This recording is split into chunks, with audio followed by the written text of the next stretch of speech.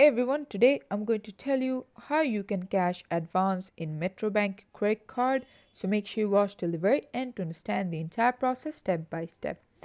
This is entirely physical.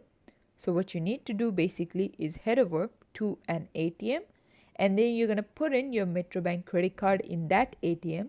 Then it's going to ask you for the 4-digit Metrobank cash advance like PIN number. You're going to put in your PIN and then what you're going to choose is the cash advance because that is what we are wanting to do. So after you select on cash advance, it's going to tell you how much you want to put in. So what you're going to do is then just put in whatever amount you want, and but you have to understand that cash advance fee is 3% basically, and it is a limit part of the card holder's total credit limit. So make sure you are completely aware of that and just finish the entire process just like that in the ATM.